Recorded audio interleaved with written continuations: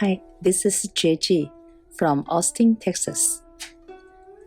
Today, I'm going to talk about build up spiritual practice, quest lifestyle.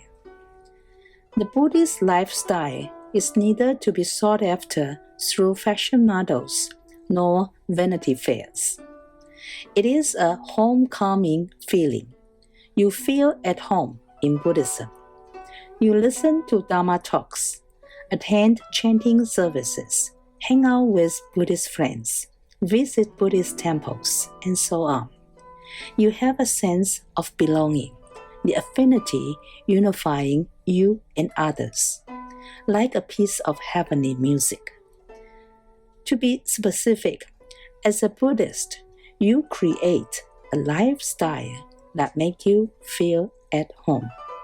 So what makes you feel at home? While a smartphone, an iPad, a notebook, and a huge number of followers in your social media may make you feel at home, it is temporary. Very soon, you will feel at loss. Deep in mind, you want to be connected with the majority. You don't want to be left alone. The digital devices and social media seem to connect you with others, but this connection is not reliable. Without the power of the mind, the virtual reality is just like bubbles, which is fictional and unreal.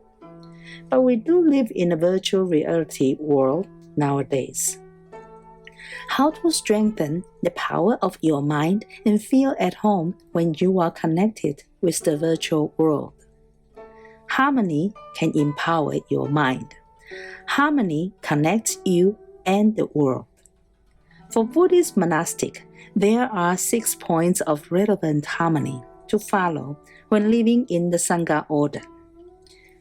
First, harmony in view through shared understanding. Second, moral harmony through sharing the same precepts. Third, economic harmony through equal sharing. Fourth, mental harmony through shared happiness. Fifth, verbal harmony through avoiding disputes. Sixth, physical harmony through living together. The first 3 points are applied in community cultivation, which include embracing the same value of life, following the same discipline, and sharing the profits. The latter 3 points are for individual cultivation in behavior, speech, and mental activity. In fact, these 6 points also apply to the lay Buddhist. We all need to do good deeds, say good words, and think good thoughts. These are same as the latter 3 points of the 6 points of relevant harmony.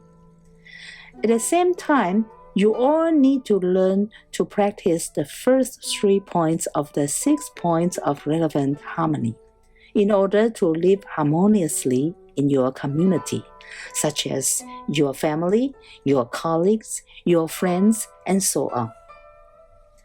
Let me tell you a story about a Buddhist monk who was not feeling at home when was practicing alone.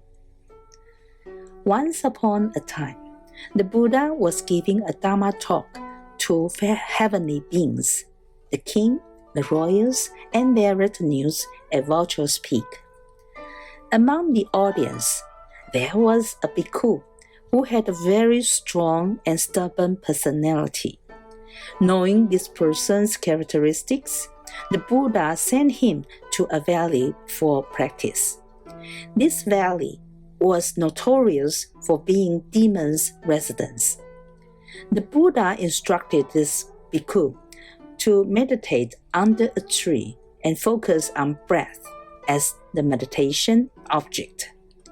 Through observing the long and short breaths, the meditator might concentrate his mind and detach excessive desires. And hopefully, this bhikkhu would get rid of defilements and attain nibbana.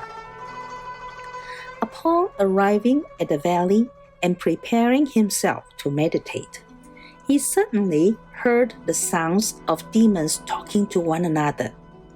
As he could only hear their sounds, not see their forms, the bhikkhu was terrified and wanted to escape immediately. He thought, I was born in a noble and wealthy family with high social status. I have renounced my household life to do my spiritual cultivation. How come it ends up that I have to stay in this valley where there is no human being nearby? I have no company. There is no passenger passes by, only the scaring sounds of demons. It is so threatening. As he was about to leave, the Buddha appeared by his side and sat down together with him.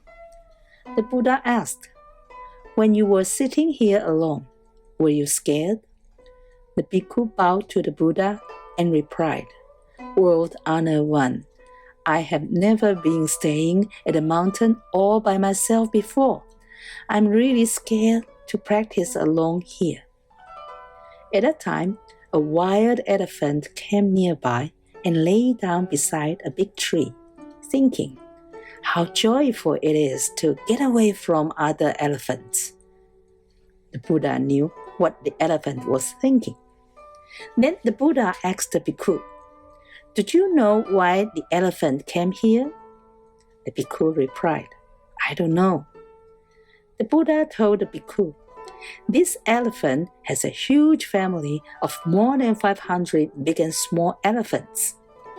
It is tired of handling this huge family, so it comes here to take a break.